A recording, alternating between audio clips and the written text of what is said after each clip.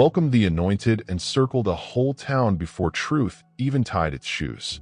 However, as the truth is revealed, the whole area becomes silent. Imagine this. Sociologists determined that in small villages, shame spreads quicker than pride. Why? Because being embarrassed is infectious. It just takes one revealed lie or betrayal to make the whole community feel naked in the town square. That is precisely what is going on right now where you come from. They aren't merely mortified by what they did to you. They are humiliated since it was so public, evident, and avoidable. Like a community that scoffed at Noah till the rain fell. They ridiculed you until your survival became apparent. The deluge is no longer made up of water. The deluge of their own shame is drowning them. The irony is nearly laughable. The same folks who earlier said that your demise was the community's favorite TV show are now starring in their own humiliating soap drama. Except that this one lacks fancy illumination. The sheer embarrassment of hypocrites understanding they are the joke. So have a seat, because we're going to explain why the whole town isn't simply humiliated. They're dying from it. And, believe me, nothing is more embarrassing than a group of people pretending they don't see the smoke while their reputation is on fire. Number 1, they recognize their whole reputation is based on your deception. They are suddenly recognizing that their whole image was based on deceiving you, and the reality has been harder to take than anything else for years. The town's legitimacy, feeling of superiority, and even so-called communal pride were all based on the picture they portrayed of you. You were scapegoated. A cautionary story. They muttered falsehoods about you in kitchens, smiled at distortions on street corners, and carried rumors as valued treasures. It helped them feel more unified. It provided them with something to agree on, as well as a feeling of justice. Because as long as you were the issue, they could pretend to be the solution. Now for the sting. You didn't just survive. You thrived. You did not collapse under the weight of their falsehoods. You developed in ways they never expected. Every false tale they told, every twisted version of you on which they based their image, is collapsing because reality no longer supports it. What remains is you, obvious, resilient, and irrefutable. As a result, what they've produced resembles a house of cards in the midst of a storm. They aren't just ashamed about what they said. They're humiliated for being so incorrect and so loud for so long. The humiliation is more intense because it reveals a vulnerability they never wanted to acknowledge. They required you to be less so that they could claim to be greater without having to contrast themselves against their own mediocrity. And they can't stand to gaze in that mirror. They assumed that dragging your name would protect theirs, but it accomplished the reverse. Their reputations are now stained with pettiness, brutality, and cowardice. It is one thing to be incorrect in private. It's another thing entirely to be incorrect in public for years on end. Their shame is heightened since it is more than simply what they said. It's about everyone realizing how easy they gathered together to ruin an innocent individual. People are now doubting the reputation they believed they were safeguarding. They are no longer seen as respectable, but rather as a society that attempted to establish stability on a flimsy foundation of falsehoods. The saddest aspect is that they cannot reverse it. Their shame is eternal since the proof of your truth is living, breathing, and shining there in front of them. Second, their joint plot became a collective confession. Their collaborative plot resulted in a collective confession, and it is the pot that is scorching them the most. At first, they believed that numbers would protect them. They thought that if enough individuals played along, lied in unison, or remained silent at the correct times, the truth would never be revealed. They persuaded themselves that fitting in with the crowd meant protection, and that sheltering behind each other's silence made them invulnerable. But they didn't comprehend that when everyone engages in the same cover-up, the guilt isn't shared. It becomes compounded. The crowd becomes the proof. The humiliation they feel today is not just due to what they did. It's because their oneness is being redefined. What formerly seemed to be unanimity is now seen as collective guilt. The same throng that cheered each other on is now replaying the scene in their heads, recognizing that every head nod, grin, and opportune quiet was part of an unintentional confession. They don't have to talk right now. The fact that they all traveled in the same direction tells the whole tale. The irony is awful. The conspiracy was intended to quiet you, but the act of banding together has drawn attention to them. When individuals outside the situation peek in, they see more than just individual defects. They perceive a system. They witness a community that determined that one person's demise was entertainment, justice, or a required sacrifice. And, unlike persons, computers cannot hide easily. Once discovered, everyone involved feels ashamed. This is when the actual weight comes in. Some of them didn't even take the worst of it. Some just nodded along. Some just repeated one rumor. Some just opted not to interfere. However, in the great scheme of things, it all combines to form one cohesive whole. That is why humiliation feels smothering. It's not just one person's conduct being scrutinized. It is the town's collective reaction. Their once protective silence is now betraying them. Every time they evade the issue, fail to answer a straight question, or look down when your name is mentioned. All of this is an unspoken confession. Their plan was to silence your voice, but instead they destroyed their own credibility, and the humiliation of being caught in a lie they all agreed to is something they can't escape, because the truth is no longer just about what happened to you. It's about what they've become together. Number 3. Their forecasts seemed to be failure prophesies after you survived. They made some wild predictions regarding your life. And now those forecasts haunt them like horrible echoes that won't quit repeating. They were so sure you'd never rise, that you'd stay trapped, suffering, and damaged. They predicted your failure and inability to achieve success, that your narrative would end with disappointment. Those statements were not said in doubt. They were announced with arrogance, as if they had the ability to dictate your fate. But the problem today is that every forecast they made about you has come true, revealing their own stupidity. What they didn't expect was your perseverance. They believed they were outlining your future, but they were really revealing their own limits. Their statements revealed more about their own mental limitations than the reality of your existence. The humiliation comes from learning that what they believed was foresight was really jealousy cloaked in hubris. And now, each step you take is like a billboard proving them incorrect. The shame is worse since they were not simply misled. They based their pride on the notion that you failed. It linked them. They exchanged smirks when your name was mentioned, and they felt confident knowing how your narrative would finish. They persuaded themselves, at least we aren't like them. But your survival, progress, and ascension destroyed that illusion. Instead of making you seem like a failure, their conduct makes them appear tiny, petty, and vulnerable. What adds to the embarrassment is that Soviet prophecies are permanent and cannot be erased. They live on in memory, in old discussions, in people's reactions, and the contrast between what they said and where you are now is unmistakable. Every triumph you've had, every storm you've weathered, and every accomplishment you've attained is making them relive their words. It's as if their previous decisions have transformed into a trial, and the evidence against them is your life itself. That is why the town is so affected by the situation. They weren't just incorrect. They were confidently incorrect. They gambled their reputations on seeing you fail. Instead, your surge has left them red-faced. The reality is, your survival did not just prove them incorrect. It made them appear silly forever, believing they had the capacity to influence the result of someone's choice.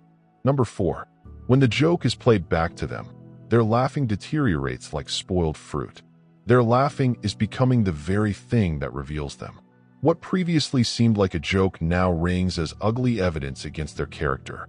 Every insult, sneer, and nasty smile they wore as a badge of superiority is being replayed in the stark light of reality, not for amusement, but as proof of their pettiness. They believed that ridiculing you would boost their confidence and make them feel intelligent.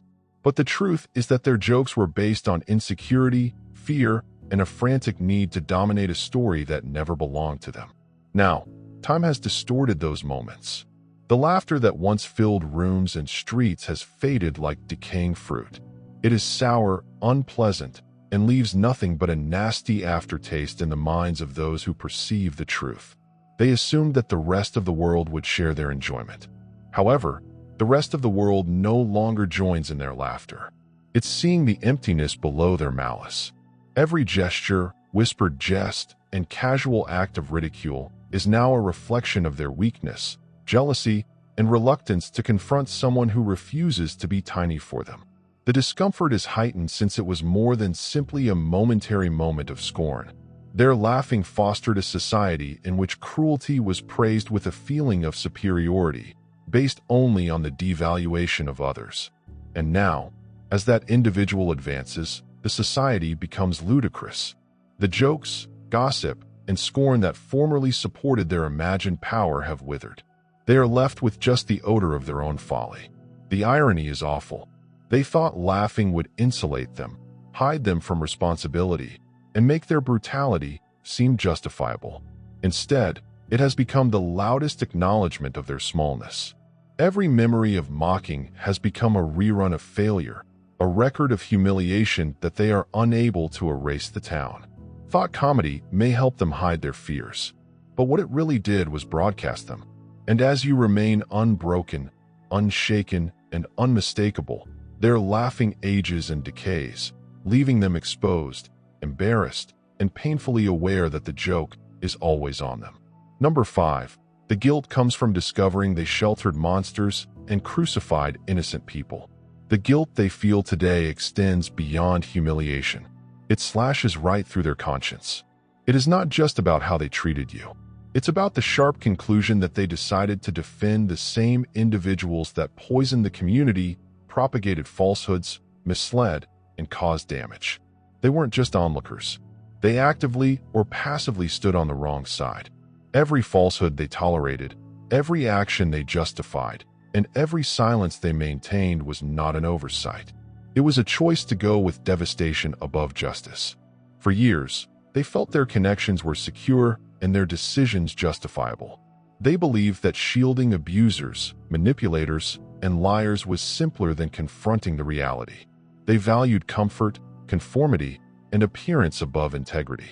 They let themselves become complicit, believing that the repercussions could be averted. But now, the repercussions are inescapable. What they formerly thought was innocuous devotion or cautious prudence is now revealed as moral failing. Their cooperation is on show, and the humiliation is stifling because it reveals who they really are rather than who they purported to be. It's worse since the stakes weren't low. Their decisions permitted injustice to thrive while the innocent suffered. They crucified someone who deserved protection, recognition, and justice, exposing the weakness of their own principles. They protected 4 monsters while punishing the one individual who refused to follow their corrupt rules. Now that everyone can see the truth, they are stuck in the obvious evidence of their treachery. The shame comes not just from public exposure, but also from the inward realization that they cannot escape. They must live with the realization that they valued the wrong people, that they were on the wrong side of history, and that the innocent thrived despite their efforts. It's an embarrassing twist. The individuals they believed they were supporting, those who seemed strong, impenetrable, or intelligent, are suddenly exposed as the town's own disgrace. While you, the one they meant to destroy, remain unscathed and triumphant. They tried to keep up appearances and avoid suffering, but ultimately, comfort cost them their integrity. And now, every look at your triumph, every acknowledgement of your tenacity, is a mirror reflecting the repercussions of choosing monsters above justice. The guilt they experience is not momentary. It serves as a lasting reminder that moral cowardice cannot be hidden forever. Number 6. They are ashamed because you possess something they can never produce. Authentic empathy for the humiliated because what you represent cannot be manufactured, replicated, or controlled. Authenticity. You did not just endure the scheme's falsehoods and examination. They survived as you did, unshaken, unbending, and unmasked. Every deed, speech, and choice you made sprang from a place of truth that no one in that town could create. Meanwhile, those who attempted to harm you formed their lives on performance. Their benevolence was transactional, their devotion negotiable, and their morals changed depending on who was looking. Everything about them was intended to impress, modify, or preserve an image. Now your genuineness stands in stark contrast to their fake identities. The more you show your true self, the more their facade disintegrates. They can easily see the difference when you operate from reality. They function on the basis of pretense. And the realization is awful because sincerity cannot be disputed, bargained, or concealed. It just exists, undeniably and powerfully. While all of their attempts to look righteous or superior fail, the humiliation grows since they've spent years attempting to define you by their standards, confining you to their restricted vision of who you should be. Nonetheless, your life defies their expectations. You are live evidence that their assumptions, rumors, and manipulations were unfounded. Every stride you take, every win you claim, reveals their ineptitude, shallowness, and cowardice. What makes matters worse for them is that genuineness attracts attention naturally. People notice, remember, and appreciate it. While their performance may have been effective temporarily, it will never have the same impact, depth, or influence. They can't duplicate it. They are unable to control it. And they see you bloom in ways they never could. Their shame becomes almost tangible, blazing hot, and difficult to ignore. Ultimately, shame is lasting because sincerity endures. You do not need approval, manipulation, or fear to keep it. It is there in everything you say and do. And the town, which was previously ready to mock and dominate you, is left exposed, its lies disintegrating in the face of your unflinching truth. That difference is what makes their humiliation intense, inevitable, and unstoppable. Number 7. The whole town ran like a cult, which you revealed by refusing to kowtow. The whole town ran like a cult. You broke that illusion by refusing to kneel. Their system emphasized compliance above justice. They prioritized uniformity above truth, punishing anybody who deviated from their tight script. Decisions were not based on reason or morality. They were designed for those who would mindlessly obey and regurgitate the story without examination. Dissent was not tolerated. Individuality was a menace. And for years, you were expected to be fit enough to bend and perform as they demanded. But you didn't. You refused to play by their rules, to conform to their expectations, and to allow their collective pressure shape your reality. That refusal did not merely protect your integrity. It revealed the frailty of their hive mind. They relied on the silent agreement to keep their system in place. It is ludicrous in the light of knowledge that groupthink, which was formerly invisible, is now apparent. Everyone notices the pattern, the nods of acceptance, the echoing murmurs, and how they all reinforce the same falsehoods. What they believed was strength and togetherness now seems to be weakness, rigidity, and a frantic urge to suppress the shame they feel as a result of being publicly exposed. They felt that their numbers shielded them, that following the same rules and telling the same tale made them invulnerable. However, your independence and unwillingness to submit exposed their true structure, a frail network based on fear, manipulation, and compliance. And as soon as the fissures appeared, everything they did to protect their reputations, authority, and feeling of superiority began to shatter. It's not just personal embarrassment, it's a social disgrace. People from outside the town may also see it.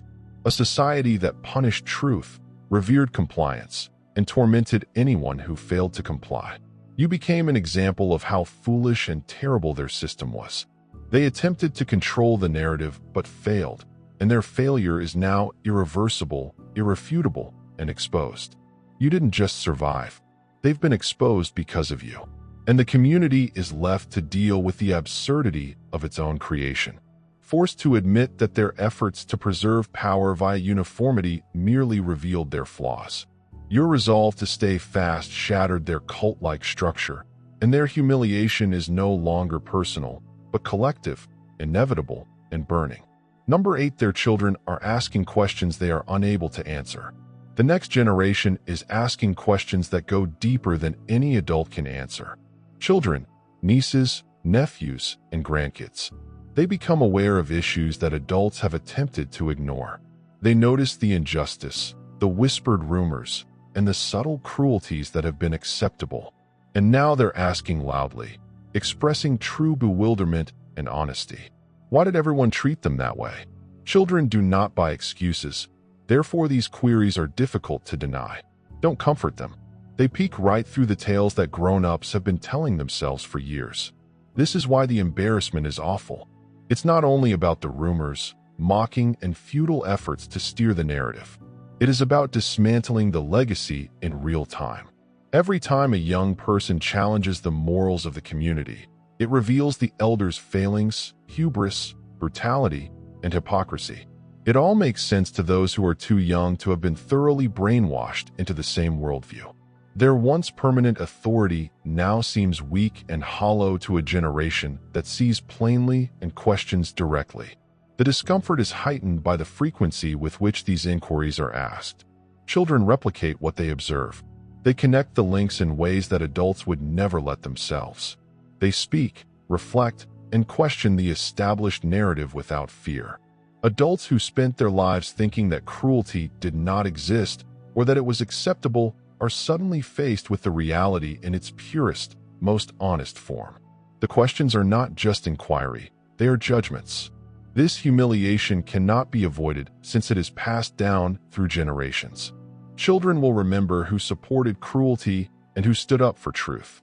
They will take that information forward, altering reputations and questioning traditional narratives. Adults might attempt to conceal, deflect, or make excuses, but the following generation's knowledge assures that their failings are not forgotten. What makes this even more embarrassing is that these youngsters do not need anybody to corroborate the facts. Their own observations are sufficient. They recognize the unfairness. They sense the injustice. And their inquiries resonate in the thoughts of people who previously believed they were untouchable. The town's heritage, the image it attempted to preserve, is silently eroding beneath the scrutiny of the next generation, leaving them exposed, disgraced, and powerless to defend the world they once ruled. Number 9. The embarrassment is heightened by the presence of strangers. The guilt is heightened since it is no longer limited to the town itself. Locals might formerly whisper among themselves, justify their actions, or pretend it didn't matter. However, outsiders are now monitoring individuals from adjacent towns, social media audiences, and even strangers who have no interest in the history or seeking the truth. Their combined failings, long buried behind closed doors, are now exposed to the public eye, and there is no way to backtrack or twist the narrative. What was previously considered a private affair has become a show. Every falsehood, every act of brutality, every moment in which they attempt to dominate or manipulate is now apparent to a larger audience. Outsiders lack complicity and shared hallucination. There is simply observation, judgment, and acknowledgement of the town's failings. That external attention elevates humiliation into something substantially more serious.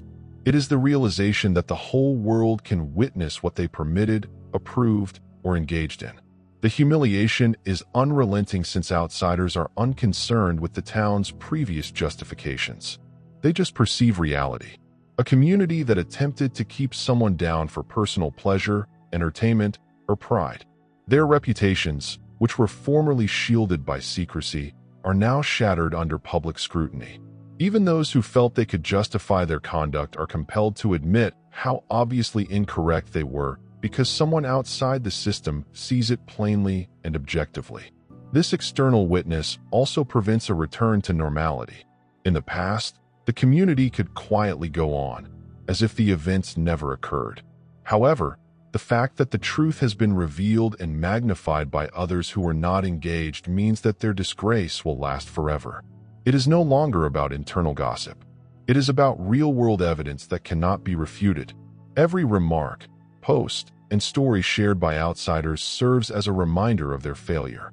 The shame grows because it is multiplied. It's no longer a private sting, it's a public display.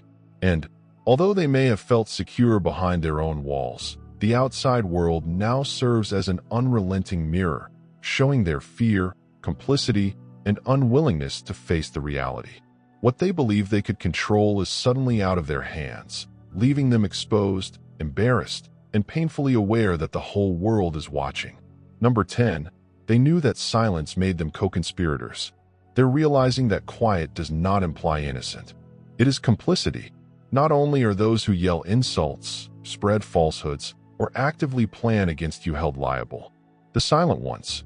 The viewers who felt remaining out of it would keep them safe. The spectators who assumed neutrality meant safety are finally witnessing the reality. Their inactivity became them co-conspirators. Every time they decided not to speak, interfere, or question a falsehood, they strengthened the system that attempted to hurt you. The shame they feel today is more intense than any penalty since it is personal and inevitable. Words may be refuted, while deeds can be justified. However, silence leaves a lasting trace. By doing nothing, they permitted injustice to thrive. They reinforced violence by their absence, gave weight to falsehoods with their silence, and sanctioned wrongdoing by refusing to intervene. That revelation is more powerful than public exposure since it cannot be blamed on anyone else. There are no scapegoats for passivity.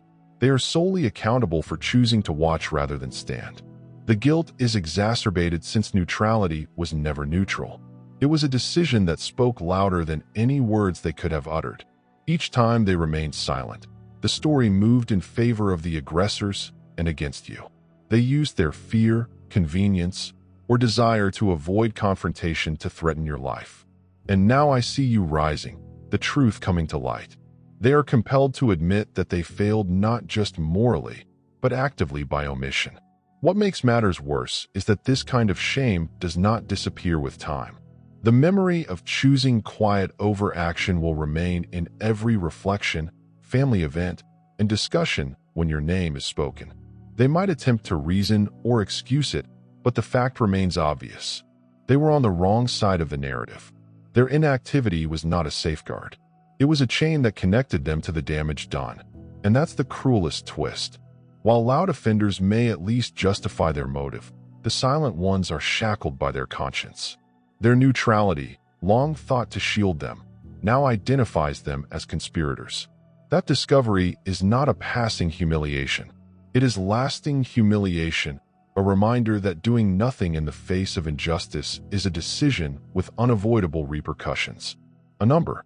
Your grace makes their brutality seem barbarous. It isn't only that you survived. It is how you survived. This leaves them exposed. Every stride you take, every word you say, exudes calm dignity. They cannot imitate or tarnish. You navigate their scams, falsehoods, and manipulations without reducing yourself to their level. And the contrast is intolerable for them. Your serenity transforms their brutality into something disgusting, juvenile, and primitive, highlighting how insignificant their acts really were. They feel humiliated, not because you battled, struggled, or wanted vengeance. They're humiliated because you never had to. You did not indulge in petty retribution. You didn't swap falsehoods for lies, and you didn't let their manipulation influence your actions.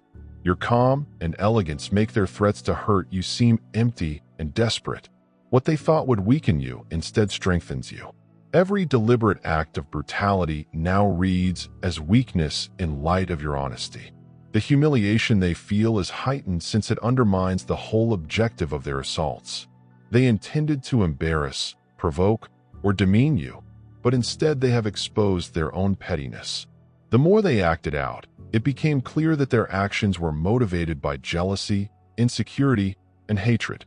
Your grace does more than simply survive their brutality. It exposes it, making their acts seem pointless, foolish, and morally bankrupt. Their shame is exacerbated by the fact that it is difficult to dismiss or excuse. They can't say they were justified since your calm, unwavering dignity reveals the futility of their actions. Every effort to humiliate you now backfires on them, demonstrating to the world that their brutality was both unnecessary and futile. Finally, your grace serves as both a shield and a mirror. It exposes their inadequacies, exaggerates the absurdity of their acts, and forces them to confront a reality they cannot alter. Their efforts to knock you down really serve to raise you. They're not ashamed by your power. They are humiliated since your strength was never about them in the first place. A number. They attempted to bury you, but inadvertently planted you. Every effort they took to harm you really strengthened you. Every rumor, scheme, every attempt to shame or control you did not break you. It fed you. Their assaults, intended to bury your spirit, ended up growing seeds of perseverance, patience, and strength. Every push, treachery, and underhanded action served as fertilizer for your development, rather than causing damage. They erred in the most basic manner. They believed that their negativity, brutality, and manipulation had the ability to shape your life. They believed they were building your demise, but they were really shaping your foundation. Every effort to silence your voice encouraged you to become more outspoken in your truth. Every attempt to degrade you drove you to develop in character. They believed they were filling the land with humiliation and defeat, but instead it is lush, with evidence that you survived and succeeded. The embarrassment for them comes from seeing this in real time. They meant to be the architects of your downfall, but instead they designed the edifice that would keep you standing. Every sneer, smear campaign, and effort to isolate or control you now serves as proof of their incompetence. Their tactics failed terribly, and every apparent triumph you accomplish is a testament to their poor judgment. Worse for them, this is about more than simply personal failure. It's all about exposure. They can no longer claim that their acts were innocent or that your success was fortunate. It's clear evidence that their harshness and cunning were ineffective against someone who refused to be crushed. Their attempt to dominate you revealed your weakness while also demonstrating your power. In the end, what they saw as an effort to bury you became the soil that enabled you to thrive. Their failure is irreversible, inescapable, and cannot be ignored. And every time they watch your continuous development, every time they see you flourish in ways they never expected, it reminds them of the folly of attempting to control a life they will never comprehend, a spirit they will never break. A number. They must accept the fact that they were delighted by your agony. The toughest reality for them to accept is that they were amused by your misery. They didn't only see your hardships. They took delight in them. Every tear you shed, every moment of difficulty, every failure was a display for them, a source of gossip, and proof that their combined judgment and brutality had power. They chuckled softly, sneered openly, and were pleased. Action in your misery with the belief that it would elevate, justify, or divert them from their own shortcomings. Now the situation has shifted, and the embarrassment is excruciating. Your survival, strength, and elevation make it hard for them to justify their previous satisfaction. What they previously termed fun has now been revealed for what it actually was: cruelty. There is no escaping that awareness. Every recollection of schadenfreude, the hidden or overt delight in your misery, serves as a mirror for their moral failing, and it is difficult to turn away. The shame is heightened by the fact that their delight was public in spirit. Even if discreet tales were exchanged, whispers disseminated, and laughing resonated across rooms and streets. Those moments, in which they previously felt superior, now serve as lifelong reminders of their pettiness. They must address the fact that they were not just passive onlookers. They deliberately sought delight in your misery. That awareness corrodes, pride turns nostalgia sour, and a persistent, gnawing pain persists. What makes matters worse is that your victory emphasizes the emptiness of their enjoyment. They thought your troubles were amusing, but today they serve as testimony of your perseverance. Every act intended to embarrass you now demonstrates both your strength and their moral weakness. Their laughter, once a weapon, now seems ludicrous against the background of your dignity. Finally, their shame is not transient. It is lasting because it is based on the inescapable reality of their own decisions. They can no longer claim that their pleasure in your pain was innocent, justifiable, or even unintentional. It was intentional, and it has backfired on them. With each show of your progress, independence, and triumph, the pleasure they gained from your misery has been changed into the deepest, most inescapable shame, the awareness that they were morally tiny, while you become indestructible at large. A number. The shame will last longer than their explanations since your life became proof. Their shame is irreversible since your life has become live proof of everything they attempted to conceal or control. Excuses may be muttered, explained, or rehearsed, but they are meaningless when confronted with the reality. Your survival, progress, and change are real and unmistakable. They cannot be deleted, altered, or transformed into a narrative that makes them seem virtuous or justified. Every accomplishment, every demonstration of perseverance, and every moment of quiet strength serves as a live record of their failure. There is no argument, evasion, or justification that will alter this. They are humiliated, not because the town speaks about them, although it does, but because talking is no longer important. When the proof is directly in front of you, the discussion becomes unimportant.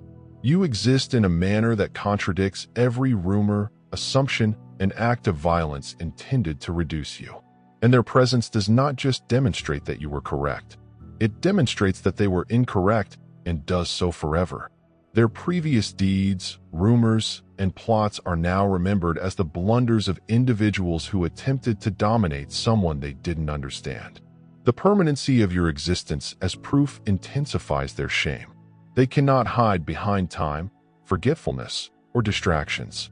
Every time they see you, hear your name, or see your accomplishments, it reminds them of their mistake. Your actuality, unlike words, does not fade. Unlike rumors, which shatter under investigation, your life remains firm. They have no recourse, no refutation, and no escape from the fact that they were on the wrong side. It is an embarrassment. In contrast, your life demonstrates not just that they failed, but also that their efforts to contain, minimize, or humiliate were futile. You were useless. Every attempt they made to alter history or manipulate perception is undermined by the simple truth of who you are now.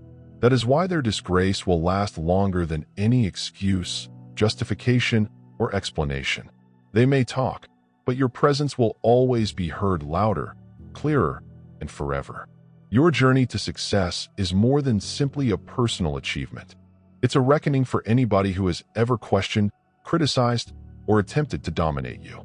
Every lie, word, and act of cruelty intended to shatter you has instead formed the fertile ground for your power. The town that once thought it had control over your life is now a mirror reflecting. It has its own failings, fears, and moral flaws. Their shame is not temporary. It is eternal, multi-generational, and accentuated by indisputable evidence of your perseverance, genuineness, and grace. You didn't just survive.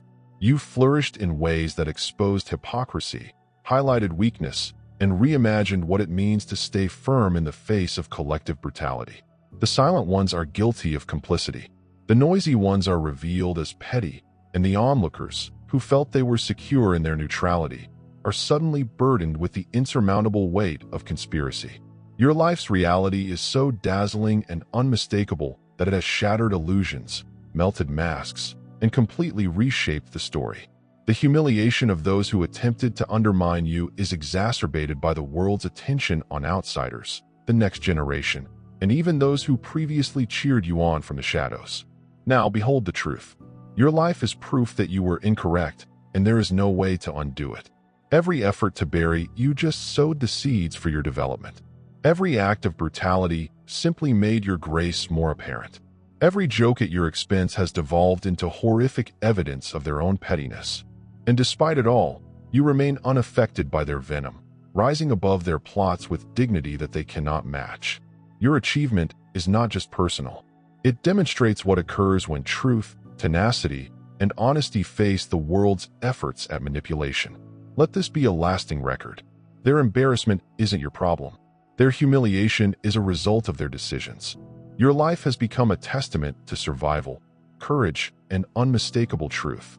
And as long as you thrive, flourish, and live in your full strength, they will be compelled to confront what they attempted to destroy, and it will haunt them forever. Your narrative is more than simply a win, it's a reckoning. If this video struck a chord with you and revealed previously unknown realities, don't simply scroll through it. Be a part of this movement. Subscribe to the channel to never miss a story that exposes, empowers, and awakens. Smash that like button to demonstrate your support for truth over lies. Authenticity trumps pretension. Leave a comment below to share your views, insights, or even personal experiences. Your opinion matters here. Most importantly, share this film with someone who needs to experience the force of perseverance and unmistakable evidence that truth always triumphs. Your participation is more than simply support. It is a proclamation of untruth. Cruelty and hypocrisy can never go unpunished. God bless you.